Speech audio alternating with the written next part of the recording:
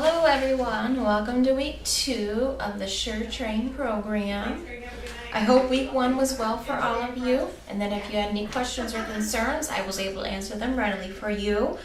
Some of the things we're going to go over today are some proper stretching techniques, how to get your heart rate, proper clothing, proper posture while you're exercising, and if you prefer to exercise with a partner, or if you prefer to go by yourself. All right, I'm going to do stretches in the end. I'm going to start with your heart rate. And if you don't know how to take your heart rate, I will show you right now, and I will give you the attachment that I have here in front of me, and which will be helpful for you. I recommend that you do a radial pulse. And I'm right-handed, so I'm going to take my pulse on my left hand with my right index and right middle finger. Do not use your thumb because your thumb does have a pulse. So you're going to go ahead and take this, and you're going to follow down on your wrist, and you're going to go down your thumb about an inch onto your wrist when you can feel your pulse. And you're going to count for 15 seconds, and you're going to start at 0 instead of 1. And once you get that count for 15 seconds, you're going to multiply it by 4, and that will be your heart rate. I recommend doing that for 15 seconds because when you get exercising, say you want to get your max heart rate right when you're done exercising, boom, you're going to get it. You're going to count for 60 seconds, and the healthier your heart is, the faster your heart will get down to its resting heart rate. So it's easier to just get it in 15 seconds while your heart's still pumping hard and working hard. I'm going to attach, this is attachment I'm going to send. It's going to give you, according to your age, what your heart rate should be in the general range.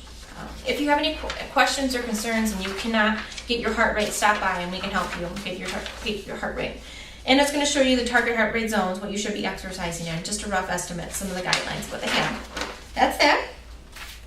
All right, some proper clothing that you should have. Make sure you have comfortable and supportive shoes. I don't really have a general brand to recommend.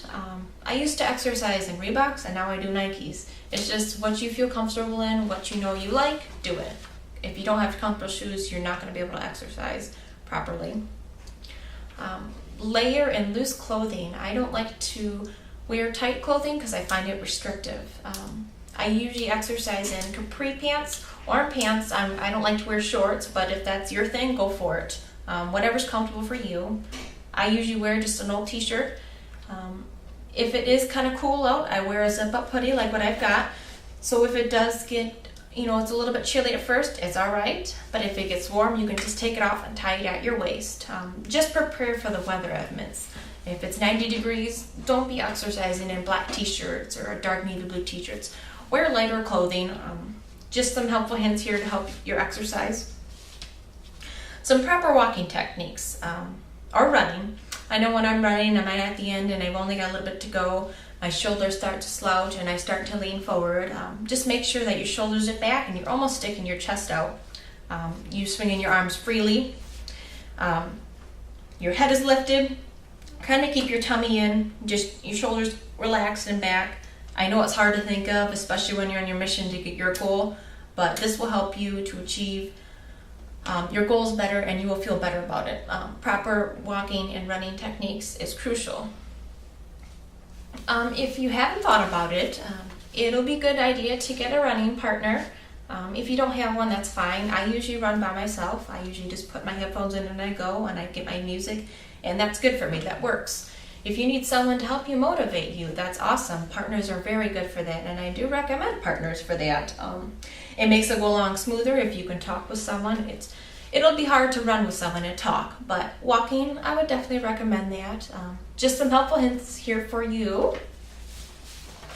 All right, and then I will follow with the stretching video here shortly. If you have any questions or concerns, let me know. All right, I'm just going to go over some stretches that you can do before you go running or walking.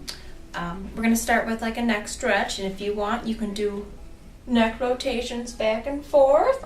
Or for some people, if you just want to stretch it, you don't want to overstretch it, just so you can feel just a little bit right in through here. And then go to the other side. At least hold for 10 seconds, anywhere from 10 to 15 seconds on each side will work. Go with your arms. Go ahead and cross like this. You should feel this one right back here. Go ahead on this side.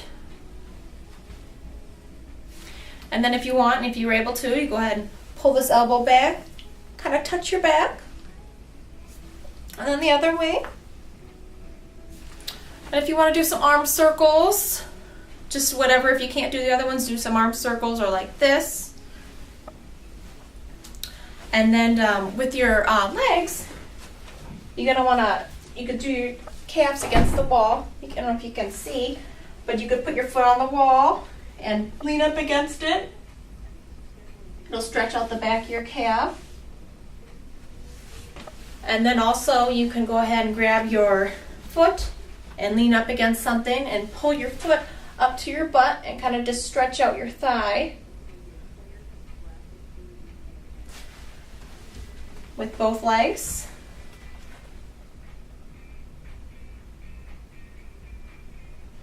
And if you can't do that one on the leg, you can, or on the wall, you can go ahead and just go on your toes and down, on your toes and down. That will stretch out your calves as well. Another good stretch that a lot of people like to do, and if it's with a balance issue, go ahead, you don't need to do it. If you can touch your toes.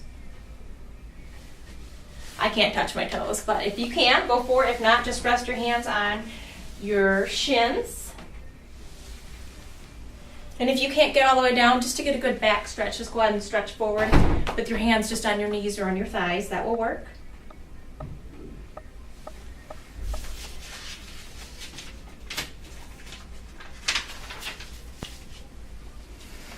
And then you can do this one laying down if you want to bring your knees to your chest.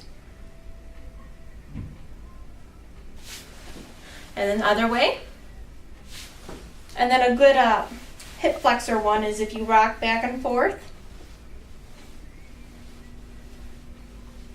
And then the other way.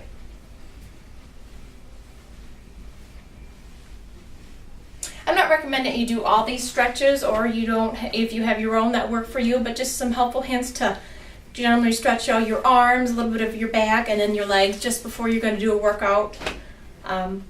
If you want, you can do a slight walk and then do some stretches, and then if you're going to walk a little bit faster, if you're going to run, that will work. I definitely recommend stretching when you're done with your workout too. All right, hope these stretches help you, and good luck running and walking this week.